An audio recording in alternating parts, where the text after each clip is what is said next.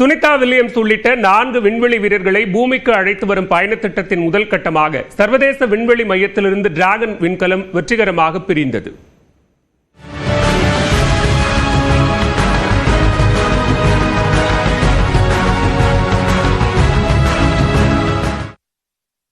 Four, 3, 2, 1, ignition, and liftoff of Starliner and Atlas V, carrying 2 American heroes. Commander Butch Wilmore there. They're here in the room. They can get that on 30 meters from the International Space Station. 286 நாட்களுக்கு பின்னர் பூமி திரும்புகிறார் இந்திய வம்சாவளியைச் சேர்ந்த விண்வெளி வீராங்கனை Sunita Williams.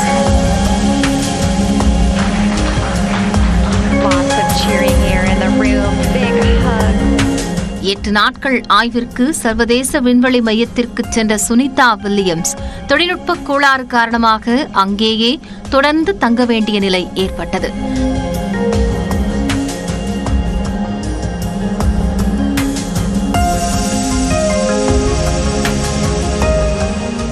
Sunita Williams, Butch Wilmore மற்றும் ஏற்கனவே விண்வெளி நிலையத்தில் தங்கியுள்ள மற்ற 2 விண்வெளி வீரர்களுக்கு மாற்றாக 4 பேர் கொண்ட புதிய குழுவுடன் ஸ்பேஸ் எக்ஸ் நிறுவனத்தின் டிராகன் விண்கலம் அனுப்பி வைக்கப்பட்டது.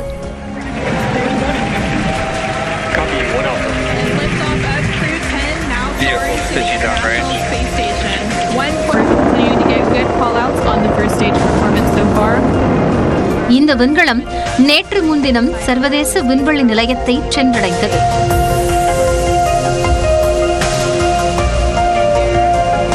Nicole Ayers, the first of the Fly's newest class of astronauts to enter, and last commander of Crew 10, Anne McLean.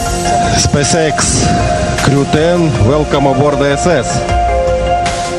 அதன் பின்னர் சுனிதா வில்லியம்ஸ் உள்ளிட்ட 4 வீரர்கள் சர்வதேச விண்வெளி மையத்தில் இருந்து டிராகன் விண்கலனுக்குள் சென்றனர்.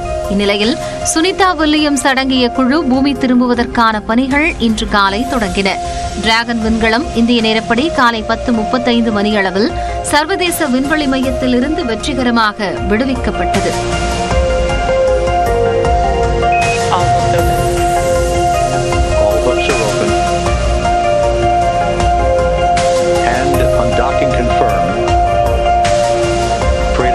இந்திய நேரப்படி நாளை அதிகாலை 2:41 மணிக்கு சுனிதா உள்ளிட்ட 4 சுமந்து கொண்டு ஸ்பேஸ் எக்ஸ் டிராகன் கேப்சியூல் பூமியின் வளிமண்டலத்திற்குள் அதிவேகமாக நுழையும். அதனைத் தொடர்ந்து விண்கலம் தனது சுற்றுப்பாதையில் இருந்து விலகி பூமியை நோக்கி வரத் தொடங்கும். பூமியின் வளிமண்டலத்தில் நிலவும் 1600 செல்சியஸ் வரை வெப்பநிலையை தாங்கும் வகையிலான டிராகன் கேப்சியூல் வடிவமைக்கப்பட்டுள்ளது.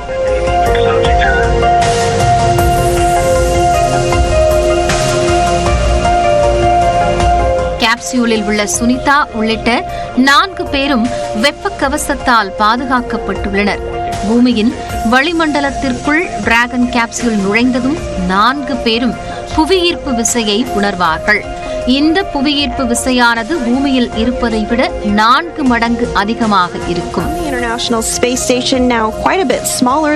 இறுதியாக 4 மிகப்பெரிய பாராசூட்டுகள் பெரும் அதிர்வுடன் திறக்கும். இதனைத் தொடர்ந்து கேப்சியூலின் வேகம் குறைந்து நாளை அதிகாலை 3:27 மணியளவில் புளோரிடா கடல் பகுதியில் தரையிறங்கும்.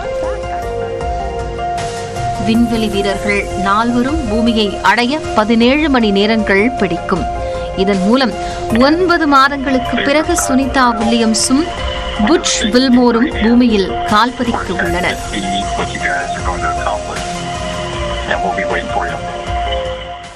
உலகம் முழுவதும் சுனிதா வில்லியம்ஸ் பூமிக்கு திரும்பும் தருணத்தை எதிர்பார்த்திருக்கும் நிலையில் மதுரை மஞ்சனக்கார தெருவில் உள்ள மாநகராட்சி நடுநிலைப் பள்ளியில் சுனிதா வில்லியம்ஸின் விண்வெளி பயணம் குறித்து மாணவிகள் எடுத்துரைத்தனர். மேலும் விண்வெளி வீரர்களை வரவேற்கும் விதமாக மாணவர்கள் கலீலியோ, ஐன்ஸ்டீன், சி.வி. ராமன் உள்ளிட்ட விஞ்ஞானிகள் போன்று முகமூடி அணிந்தனர். விண்வெளி வீரர்கள் பாதுகாப்பாக பூமிக்கு திரும்புவதை ஸ்மார்ட் வகுப்பில் நேரலையில் மாணவர்கள் காணவும் ஏற்பாடு செய்யப்பட்டுள்ளது.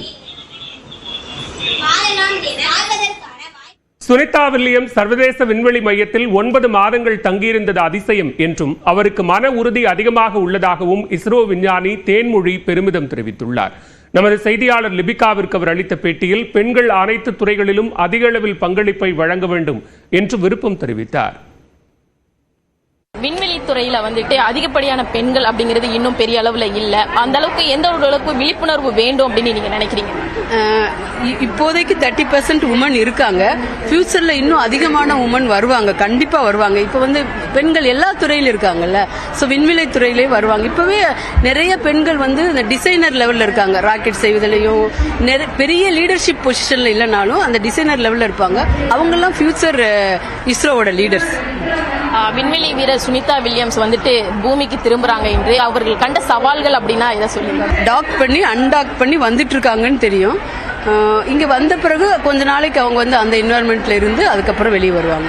கிட்டத்தட்ட 9 மாதங்கள், ஏன்னா 8 நாட்களுக்கு மட்டும்தான் அவங்க உணவு எடுத்துக்கொண்டு போயிருந்தாங்க. 9 மாதங்கள் அவர்கள் வந்துட்டு அங்க எப்படி உணவு இல்லாம எப்படி இருந்திருப்பாங்க அப்படின்னு நீங்க நினைக்கிறீங்க ஒரு விண்வெளி வீரரா? ரொம்ப கஷ்டம் தான். கூட இன்னொருத்தர் இருக்காருல்ல, அவங்களும் இருந்துட்டாங்க. கொஞ்சம் போன ஃபுட்டில் ஏதாவது கண்டிஜென்சி வச்சிருந்துருப்பாங்க, அதை வச்சு இவ்வளவு நாள் சர்வை பண்ணிட்டாங்கல்ல, அது ரொம்ப கிரேட். அவங்களுக்கு நிறைய வில் பவர் இருக்கு. அதனால அவங்க ஹெல்த் ரொம்ப நல்ல ஏன்னா அந்த ஸ்பேஸ்ல அந்த என்வரன்மெண்ட்டை தாங்கிறதுக்கு ஹெல்த் ரொம்ப முக்கியம். அவங்க ஹெல்த் அதுக்கு இது சம் மிராக்கிள் தான் என்ன சொல்லலாம். It is a miracle only. DMDK பொதுச் செயலாளர் பிரேமலதா விஜயகாந்திற்கு முதலமைச்சர் மு.க.ஸ்டாலின் தொலைபேசி வாயிலாக பிறந்தநாள் வாழ்த்து தெரிவித்தார். தேமுதிக பொதுச் செயலாளர் பிரேமலதா இன்று தனது பிறந்தநாளை கொண்டாடி வருகிறார். இதனையொட்டி அவருக்கு தொலைபேசி வாயிலாக முதலமைச்சர் மு.க.ஸ்டாலின் தனது வாழ்த்தை தெரிவித்துள்ளார். இதேபோன்று அதிமுக பொதுச் செயலாளர் எடப்பாடி பழனிசாமியும் தனது வாழ்த்தை தெரிவித்துள்ளார். இதுகுறித்து அவர் தனது எக்ஸ் பக்கத்தில் பதிவிட்டுள்ளார். மக்களின் நலனுக்காக பிரேமலதா விஜயகாந்த் மேற்கொள்ளும் முயற்சிகள் என்றும் சிறக்க வாழ்த்துவதாக பதிவிட்டுள்ளார். மேலும் நீண்ட ஆயுள், நல்ல ஆரோக்கியம், மகிழ்ச்சி மற்றும் மக்களின் நலனுக்கான பிரேமலதா விஜயகாந்தின் சேவை தொடரவும் மனமார்ந்த வாழ்த்துக்கள் என்று எடப்பாடி பழனிசாமி தெரிவித்துள்ளார். எக்ஸ் பக்கத்தில் பிரேமலதாவுக்கு வாழ்த்து தெரிவித்துள்ள பாஜக மாநில தலைவர் அண்ணாமலை, நல்ல உடல் நலத்துடன் நீண்ட ஆயுளுடன் தனது மக்கள் பணிகள் தொடர இறைவனிடம் வேண்டிக் கொள்வதாக பதிவிட்டுள்ளார். சட்டமன்ற தேர்தல் கூட்டணி குறித்து தற்போது எதுவும் கூற முடியாது என்று தேமுதிக பொதுச் செயலாளர் பிரேமலதா விஜயகாந்த் தெரிவித்துள்ளார். சென்னையில் தனது பிறந்தநாள் கொண்டாட்டத்திற்கு பின்னர் செய்தியாளர்களிடம் பேசிய அவர், திமுக கூட்டணியைப் போல அதிமுக கூட்டணியை ஒருங்கிணைக்க முடியாதது பற்றி எடப்பாடி பழனிசாமியிடம்தான் கேட்க வேண்டும் என்று கூறினார். இன்னும் 1 வருஷம் இருக்குது, அது இன்னைக்கே நான் சொல்லிட முடியாது. இன்னும் அடுத்த பிறந்த நாள் வரப்போகுது, அடுத்த மார்ச் 18. அன்னைக்கு இந்த கேள்வியை நீங்க கேட்டீங்கன்னா அதற்கான தெளிவான பதில் நான் சொல்றேன். சரி, 234 தொகுதிகளிலும் நாங்கள் அங்கம் வகிக்கும் கூட்டணி வெற்றி பெறும், அதுல எந்த மாற்று கருத்தும் கிடையாது. அதனால நீங்க அதை இட்டு கட்டி அது ஏதாவது ட்விஸ்ட் பண்ணணும்னு நினைச்சீங்கன்னா அந்த குழப்பத்திற்கெல்லாம் நாங்க இல்லை, நாங்க தெளிவா இருக்கோம். நெல்லையில் கொலை செய்யப்பட்ட ஓய்வு பெற்ற காவல் உதவி ஆய்வாளரின் வழக்கை முறையாக விசாரிக்கவில்லை என்ற குற்றச்சாட்டில் முகாந்திரம் இல்லை என மாநகர காவல் ஆணையர் விளக்கம் அளித்துள்ளார்.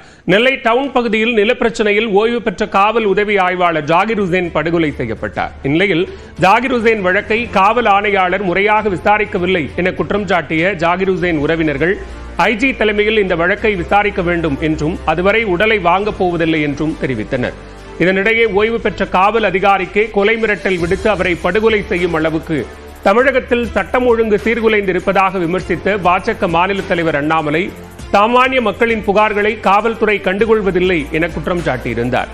இந்நிலையில் உயிரிழந்த உதவி ஆய்வாளர் வழக்கை முறையாக விசாரிக்கவில்லை என்ற குற்றச்சாட்டில் முகாந்திரமும் இல்லை என நெல்லை மாநகர காவல் ஆணையாளர் சந்தோஷ் அதிமணி விளக்கம் அளித்துள்ளார். ஜாகிர் உசேன் மீது உரிய ஆவணங்களின் அடிப்படையிலேயே வன்கொடுமை தடுப்புச் சட்டத்தில் வழக்கு பதிவு செய்துள்ளதாகவும் அவர் முன்ஜாமீன் பெற்றதால் கைது செய்யவில்லை என்றும் கூறினார். இதனிடையே ஜாகிர் உசேன் கொலை வழக்கில் கார்த்திக், அக்பர் பாஷா ஆகிய இருவர் நீதிமன்றத்தில் சரணடைந்துள்ளது குறிப்பிடத்தக்கது. கரூரில் ஊராட்சி ஒன்றிய தொடக்கப்பள்ளியில் மாணவிகள் கழிவறைகளை சுத்தம் செய்யும் வீடியோ வைரல் ஆகியுள்ளது. கரூர் மாவட்டம் தாந்தோணி ஊராட்சி ஒன்றியத்திற்குட்பட்ட புலியூர் காளிப்பாளையம் பகுதியில் உள்ள ஊராட்சி ஒன்றிய தொடக்கப்பள்ளியில் ஆசிரியர்கள் மாணவர்கள் பயன்படுத்தும் கழிவறைகளை பள்ளியில் படிக்கும் மாணவிகளை கொண்டே தலைமை ஆசிரியர் சுத்தம் செய்ய வைப்பதாக பொதுமக்கள் குற்றம் சாட்டியுள்ளனர். இந்நிலையில் அது தொடர்பான வீடியோ ஒன்றும் தற்போது பரவலாக பகிரப்பட்டு வருகிறது. இது தொடர்பாக கரூர் மாவட்ட கல்வி அலுவலர் முருகேசனிடம் நியூஸ் 8 தமிழ்நாடு விளக்கம் கேட்டதற்கு அதற்கு பதிலளித்த கல்வி அலுவலர் இந்த விவகாரம் தொடர்பாக முறையான விசாரணை நடைபெறும் என்று பதிலளித்தார்.